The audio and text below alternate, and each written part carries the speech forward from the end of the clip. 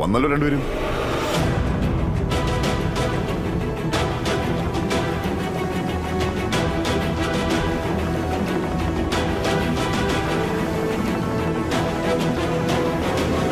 ആ വാ വാ. ചേച്ചി എപ്പോഴും ഒരു കുഞ്ഞിനെ ആഗ്രഹിച്ചിരുന്നു. ഇപ്പോഴിതാ ആ സന്തോഷ നിമിഷം എത്തിക്കഴിഞ്ഞു. ഞാനൊരു അമ്മായിയാവാൻ പോവാ.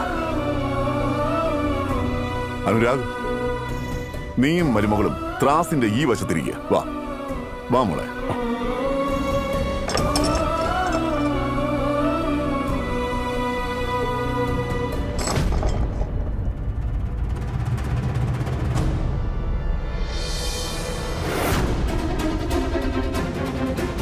അയ്യോ തേള്, ദൈവമേ, അത് എന്റെ അടുത്തേക്കാണല്ലോ വരുന്നത്. ഇതെങ്ങനെ എന്നെ കടിക്കൂ? ഞാൻ ഇവിടുന്ന് മാറിയേ പറ്റൂ. പക്ഷെ ഇങ്ങനെ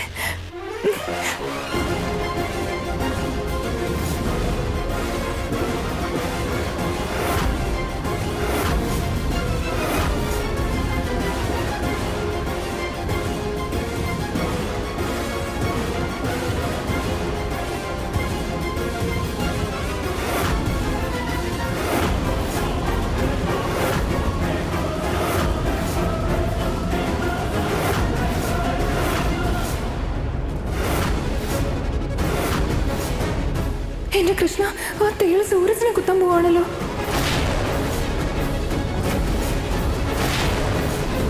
ആ അതെ, ആ അരിച്ചാക്കെടുത്ത് ഇവിടെ വെച്ചോളൂ.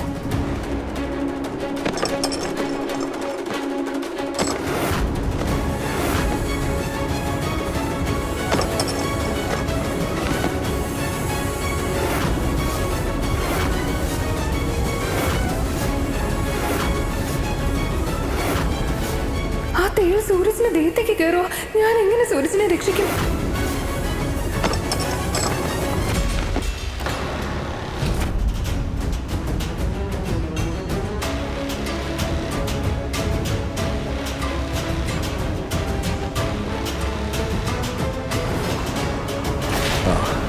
ഇത്രയും ധാന്യങ്ങൾ പാവപ്പെട്ടവർക്ക് പങ്കുവെച്ചു കൊടുക്കുക.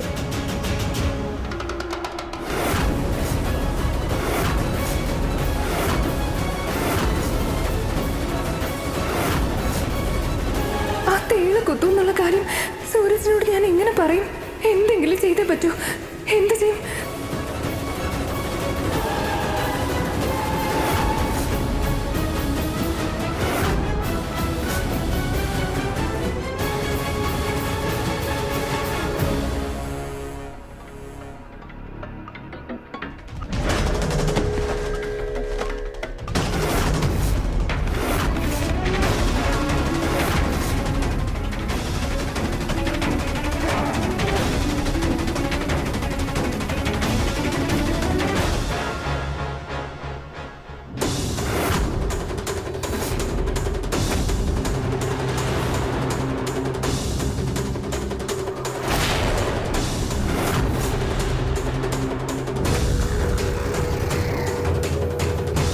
ഈ പ്രതിമ അനങ്ങിയെന്ന് ഞാൻ പറഞ്ഞു. ഇല്ല സാർ, അത് ഞാൻ പറഞ്ഞ സത്യമായി. പ്രതിമ അനങ്ങി. പ്രതിമയുടെ കയ്യിൽ വടിയോ? അപ്പൊ നേതാജിയുടെ മകൻ ഈ പ്രതിമ അനങ്ങിയെന്ന് പറഞ്ഞത് സത്യമാണോ? അപ്പൊ ഇത് പ്രതിമയല്ല, ഏതോ ഒരു പെണ്ണ് പ്രതിമയെ പോലെ അനങ്ങാതെ നിന്ന് അഭിനയിച്ചുകൊണ്ടിരിക്കുക. ഈ ബ്രഹ്മചാരിക്ക് ഞാൻ പ്രതിമയല്ല പെണ്ണാണെന്നുള്ള കാര്യം മനസ്സിലായെന്ന് തോന്നുന്നേ. ഇയാൾ ഇനി പ്രശ്നമൊന്നും ഉണ്ടാക്കാതിരുന്നാൽ മതിയായിരുന്നു.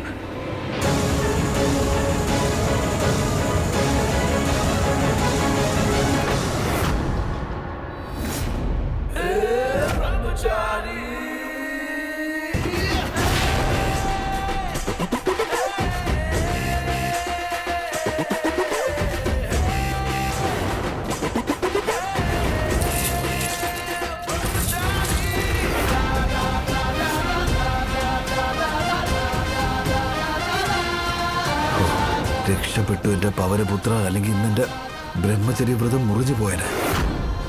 ഞാൻ ഈ പെണ്ണിനെ തൊട്ടില്ലല്ലോ.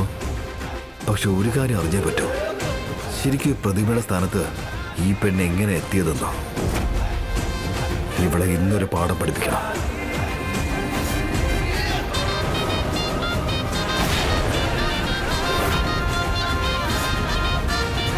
ബ്രഹ്മചാരി വലിയ ദേഷ്യത്തിലാ. എന്റെ കൃഷ്ണ ഒന്ന് ഹെൽപ്പ് ചെയ്യണേ.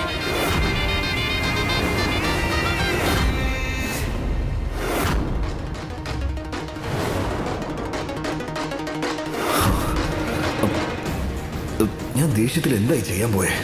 ഞാനൊരു ബ്രഹ്മചാരിയല്ലേ? ഒരുപക്ഷെ ദേഷ്യത്തിൽ ഇവളെങ്ങനെ തൊട്ടുപോയിരുന്നെങ്കിലോ? എന്തായാലും ഇവൾ ആരാ എന്താണെന്നൊക്കെ അറിഞ്ഞിട്ടേ ബാക്കി കാര്യമുള്ളൂ. ഈ റോസാപ്പൂ എന്തുദ്ദേശത്തിലെ ബംഗ്ലാവിൽ കയറിയെന്ന് അറിയണമല്ലോ. പക്ഷേ ഇവിടെ എന്തെങ്കിലും പ്രശ്നം ഉണ്ടാക്കാൻ വന്നതാണെങ്കിൽ എന്നെ തേളിൽ നിന്ന് രക്ഷിക്കേണ്ട കാര്യമില്ലല്ലോ.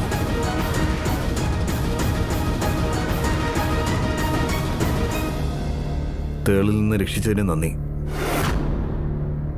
സത്യം മാത്രം പറയ്, നീ ഇങ്ങനെ പ്രതിമയുടെ വേഷത്തിൽ വന്ന് ഇവിടെ നിൽക്കേണ്ട കാര്യം എന്താണ്? അഥവാ ഞാൻ എന്തെങ്കിലും പറഞ്ഞു പോയാൽ ഇയാൾ എന്റെ ശബ്ദം വെച്ച് എന്നെ തിരിച്ചറിയും. ഇപ്പൊ എന്താ ചെയ്യാ? മിണ്ടാതിരുന്നിട്ട് ഒരു പ്രയോജനമില്ല. നീ പ്രതിമയല്ലെന്നുള്ള കാര്യം എനിക്ക് നന്നായിട്ടറിയാം. സത്യം പറയും, നീ ഇവിടെ എന്തിനാണ് വന്നത്?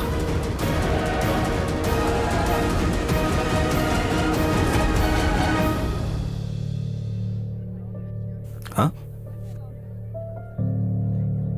കാശിനോ?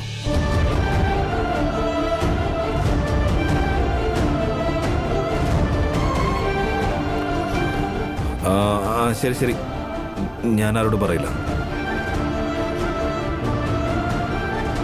വല്ലാത്തൊരവസ്ഥ തന്നെയാണ് പാവത്തിൻ്റെത്. എത്ര നേരെ ഒരേ സ്ഥലത്ത് തന്നെ ഇങ്ങനെ നിൽക്കുന്നു. പാവം ഒന്ന് ചലിച്ചിട്ട് പോലുമില്ല. കാലൊക്കെ വേദനിക്കുന്നുണ്ടാവില്ലേ? എന്തെങ്കിലും കഴിച്ചിട്ടുണ്ടാവുമോ? അതെ, നീ ഭക്ഷണം എന്തെങ്കിലും കഴിച്ചോ? ആ, ദൈവമേ. എന്നാ പിന്നെ ഒരു മിനിറ്റ്, ഞാൻ പോയി നിനക്ക് എന്തെങ്കിലും കഴിക്കാൻ എടുത്തോണ്ട് വരാം. അനങ്ങരുത്, ഓക്കെ?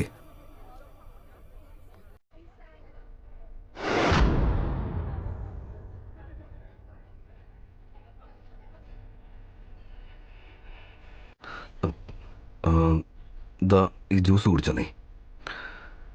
ഇത് നല്ലതാ, അനങ്ങാതെ കുടിച്ചാൽ മതി. ദാ ഇതിൽ സ്ട്രോ ഇട്ടിട്ടുണ്ട്.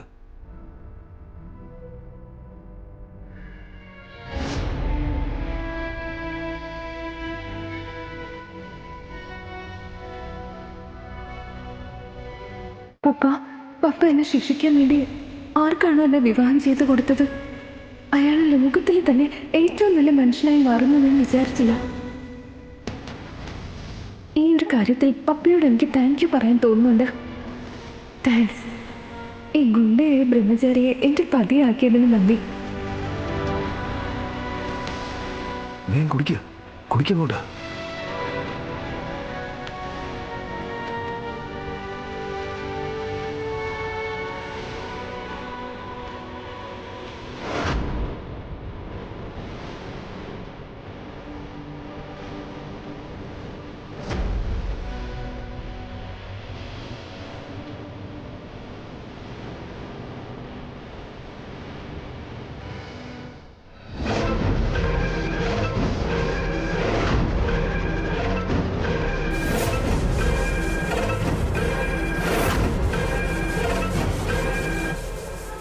മതി, ജ്യൂസ് തീർന്നു. പിടിച്ചു, ഞാൻ കണ്ടുപിടിച്ചു.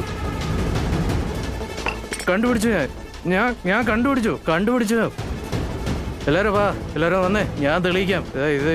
ഇതൊരു പ്രതിമയല്ല, ഇതൊരു പെണ്ണാണ്. നോക്ക്.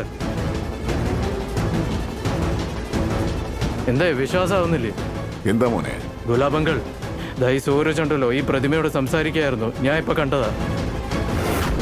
ഞാനാ പറയുന്നത്, ഇത് പ്രതിമയല്ല, ഇത് പെണ്ണാ. ഇവൻ ഈ പെണ്ണിനോടാ സംസാരിച്ച. എന്റെ മോനെ, ഈ സൂരജ് ഒരു ബ്രഹ്മചാരിയാ. പെൺകുട്ടികളുടെ 7 അയലത്ത് പോലും ഇവൻ പോവില്ല. നിനക്ക് ഉറപ്പായിട്ട് എന്തോ തെറ്റിദ്ധാരണ ഉണ്ടായതാ. അത് ശരി. അപ്പൊ അങ്കളും ഇത് പ്രതിമയാണെന്നാണ് പറയുന്നത്? ഇത്രയും ഭംഗിയുള്ള പ്രതിമയോ? റിയലി? നോ വേ, ഞാൻ അംഗീകരിക്കില്ല.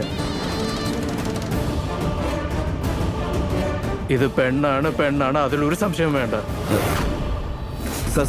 സാർ വന്നേ, നമുക്ക് ആ സോഫയിൽ പോയി. എന്റെ കയ്യെന്ന് വിടറാ.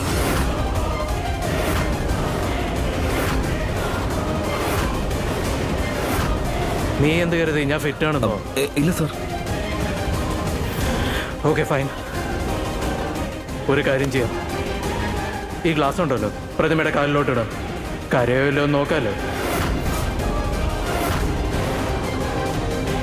നോക്കാം. എന്തു പറയുന്നു? അയ്യോ വേണ്ട സാർ, സാർ അങ്ങനെയൊന്നും ചെയ്യാൻ പാടില്ല.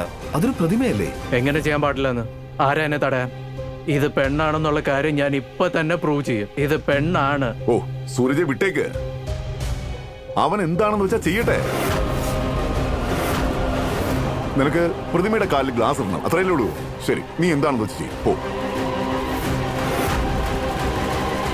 നിനക്ക് അങ്ങനെ സമാധാനം ആവുന്നുണ്ടെങ്കിൽ ചെയ്തോളൂ. ചെന്ന് ഗ്ലാസ് അറിയേ ചെയ്യ്.